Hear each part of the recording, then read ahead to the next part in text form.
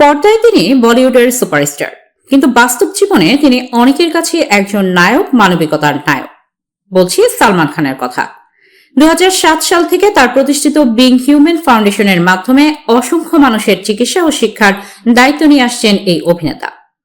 সম্প্রতি ভারতের কর্ণাটকের বাসিন্দা রিনা রাজু নামে এক নারী শোনালেন তার জীবনের এক আবেগঘন গল্প, যেখানে উঠে এসেছে সালমান খানের অজানা এক মানবিক দিক। রিনা রাজু জানান, প্রথম হার্ট ট্রান্সপ্ল্যান্টের সময় তিনি জীবনের সবচেয়ে কঠিন মুহূর্ত পার করছিলেন। সেই সময় শেষ ভরসা হিসেবে তিনি সালমান খানকে একটি মেসেজ পাঠান। অবিশ্বাস্য হলেও সত্য, সালমান তখন অস্ট্রেলিয়ার শুটিংয়ে ব্যস্ত ছিলেন, তবুও সেই রাতেই তিনি রিনাকে ফোন করেন।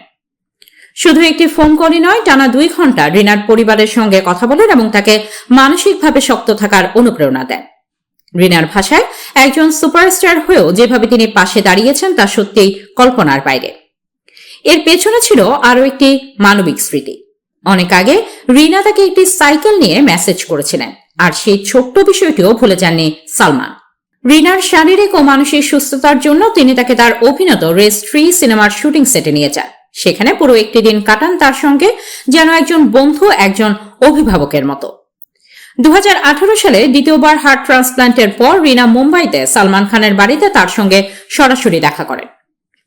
সাধারণ সৌজন্য সাক্ষাৎ হলেও সালমান তাকে দেন পুরো সময় এবং যত্ন। শুধু তাই নয়, তার শরীর চর্চার জন্য উপহার দেন একটি সাদা রঙের বিং হিউম্যান সাইকেল।